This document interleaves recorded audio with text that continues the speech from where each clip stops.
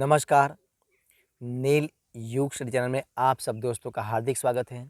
आज हम इस वीडियो में देखने वाले हैं सीबीएसई क्लास 7 और सीबीएसई क्लास 7 के अंदर जो एनसीईआरटी के समाधान हैं उनके बारे में हम चर्चा करने वाले हैं।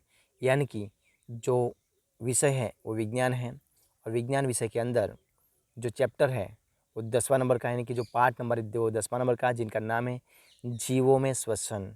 जीवों में श्वसन नामक जो पाठ दिया है, उसी पाठ में जो उनके अभ्यास के प्रश्न हैं, क्या है, जो उनके अभ्यास के प्रश्न हैं, उन अभ्यास के सारे प्रश्नों को हम इस वीडियो में सॉल्यूशन के रूप में, समाधान के रूप में चर्चा करने वाले हैं, देखने वाले हैं। तो वीडियो को जरूर देखना। स्टार्ट करते हैं वीडियो की। देखिए सवाल नंबर 1 आपके सामने है। देखिए रहा सवाल नंबर 1। देखिए क्या है, कोई धावक दौड़ समाप्त होने पर सामान्य से अधिक तेजी से गहरी सांसें क्यों लेता है? तो उनका आंसर आपके सामने है। देखिए क्या है, जब कोई धावक दौड़ता है तो वह पहले अत्यधिक व्यायाम करता है। इससे इसलिए उसे ऊर्जा की अधिक आवश्यकता होती है। अपनी ऊर्जा को पूरा करने के लिए उसे और अधिक ऑक्सीजन की आवश्यकता हो जाती है।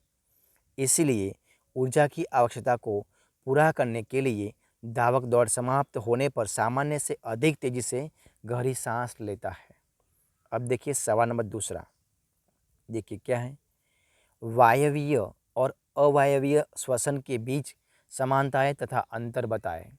तो देखिए समानताएं क्या है, तो दोनों प्रकार के श्वसन में ऊर्जा निर्मुक्त होती है। दोनों दोनों कोशिकीय प्रक्रम हैं। दोनों प्रकार के प्रक्रमों में ऑक्सीजन और कार्बन डाइऑक्साइड का विनिमय होता है। वायवीय तथा अवायवीय में अंतर क्या है, देखिए तो वायवीय श्वसन, तो यह प्रक्रम ऑक्सीजन की उपस्थिति में होता है। ग्लूकोज का पूर्ण ऑक्सीकरण होता है। इस प्रक्रम में अधिक ऊर्जा निकलती है। यह प्रकार माइटोकॉन्ड्रिया तथा कोशिका द्रव्य होता है। और अवायवीय श्वसन में देखिए क्या होता है, तो यह प्रक्रम ऑक्सीजन की अनुपस्थिति में होता है। ग्लूकोज का पूर्ण ऑक्सीकरण नहीं होता। इस प्रकार में कम ऊर्जा निकलती है। यह प्रकरण केवल कोशिका द्रव्य में होता है। अब देखते हैं सवाल नंबर 3। देखिए क्या है, जब हम अत्यधिक धूल भरी वायु में सांस लेते हैं तो हमें छींकें क्यों आ जाती है? तो उनका आंसर आपके सामने है।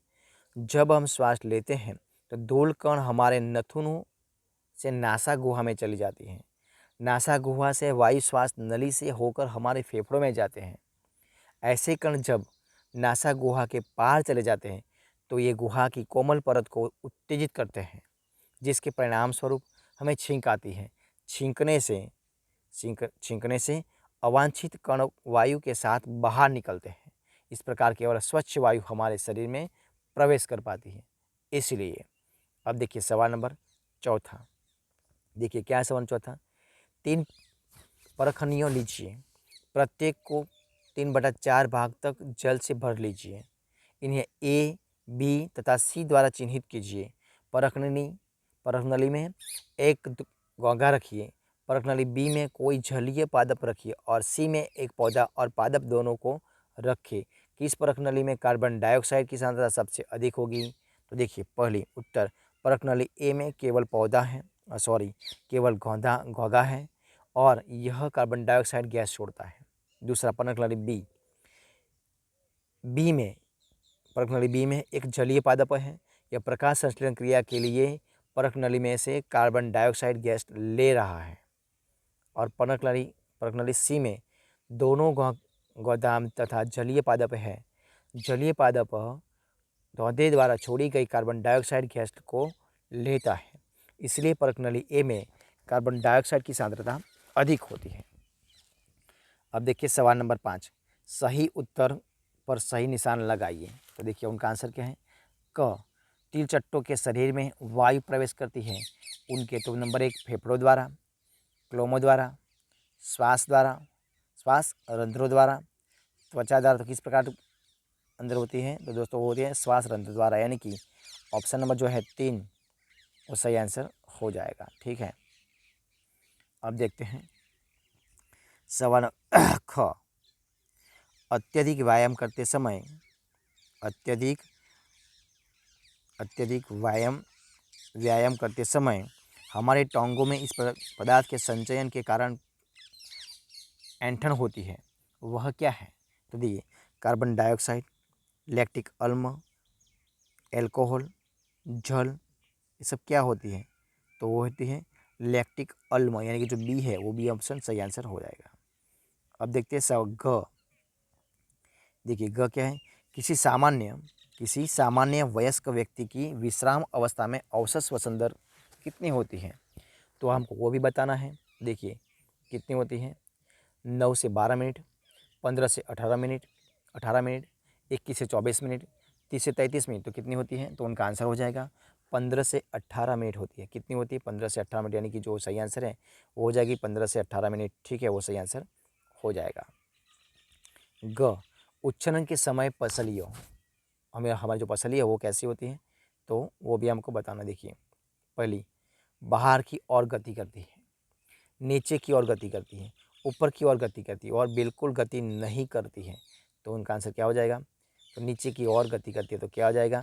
दूसरा नंबर का है, नीचे की ओर गति करती है, वो सही आंसर हो जाएगा। ठीक है, अब देखिए सवाल नंबर 6। कॉलम ए में दिए गए शब्दों का कॉलम बी के साथ जोड़ना है। तो देखिए क्या हो जाएगा? कॉलम ए और बी, तो इधर आपको दिया है ईस्ट, डायक्राफ्ट यानी कि मध्यपट, त्वचा, पत्तियाँ, मछली, मेंढक, ये सब दिया है। तो हम इधर हमको बताना। देखिए क्या है? कछुआ, क्लोम, एल्कोहल, वक्ष, गुहा, रंध्र, फेफड़े और त्वचा और श्वास प्रणाल वात्रक। तो इसमें क्या आ जाएगा? तो उत्तर आपके सामने ए और बी। देखिए दोस्तों क्या हो जाएगा? देखिए, तो ईस्ट तो है एल्कोहल, डायफ्राम तो वक्ष गुहा, त्वचा तो केचुआ, पत्तियाँ तो रंध्र, मछली तो क्लोम, मेंढक तो फेफड़े और त्वचा। ये सब उनका आंसर आएगा। अब देखिए सवाल नंबर 7। बताइए कि निम्नलिखित वक्तव्य सत्य है अथवा असत्य। तो देखिए पहला, देखिए क्या है? क, अत्यधिक व्यायाम करते समय व्यक्ति की श्वसन दर धीमी हो जाती है। ये क्या है? ये गलत है। ये क्या है? गलत है। क्या है? गलत है, यानी कि गलत है।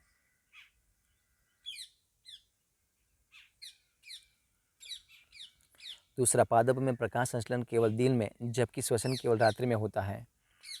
मेंढक अपनी त्वचा के अतिरिक्त अपने फेफड़ों से भी शोषण करते हैं। मछलियों से श्वसन के लिए फेफड़े होते हैं। अंतः श्वसन के समय वक्ष गुहा का आयन बढ़ जाता है। तो देखिए उनका आंसर क्या हो जाएगा? दोस्तों देखिए, जो ख है वो भी असत्य हो जाएगा। मेंढक अपनी त्वचा के अतिरिक्त अपने फेफड़ों से भी शोषण करते, वो भी क्या हो जाएगा? वो एक सत्य है। मछलियों में श्वसन के लिए फेफड़े होते हैं, वो क्या है? असत्य हो जाएगा। और अंत श्वसन के समय वक्ष गुहा का आयतन बढ़ जाता है, तो वो क्या हो गया? सत्य हो जाएगा। अब देखिए सवाल नंबर 8 है। दी गई पहली के प्रत्येक वर्ग में जीवों के श्वसन से संबंधित हिंदी वर्णाक्षर अथवा संयुक्ताक्षर की दिए गए इनको मिलाकर जीवों तथा उनके श्वसन अंगों से संबंधित शब्द बनाए जा सकते हैं। शब्द वर्गों के जाल में किसी भी दिशा में ऊपर नीचे अथवा विकर्ण में पाए जा सकते हैं। शासन तंत्र तथा जीवों के नाम खोलिए। तो इन शब्दों के लिए संकेत नीचे दिए हुए हैं। देखिए क्या है? इधर पूरा दिया है, ड ढ क, ये सब पूरा दिया है। तो हमको इधर से क्या करना है?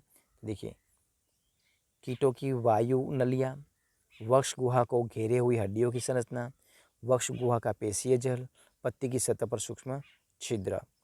तो देखिए 5वां है, कीट के शरीर के पार्श्व भागों में के छोटे छिद्र, मनुष्य के श्वसन अंग वे छिद्र जिनसे हमें सांस भीतर लेते हैं, एक अवायवीय जीव, श्वास प्रणाली तंत्र वाला एक जीव।